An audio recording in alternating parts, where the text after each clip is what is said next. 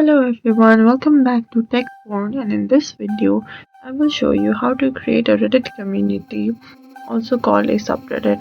First of all, open Reddit in your browser or app and log into your account. Now click on your profile or menu section if you're on your app and click on the start a community option.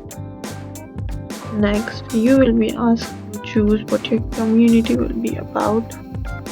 After clicking on next, you can choose to make your community public, restricted or private, and if the content are mature, then you can toggle this to mature.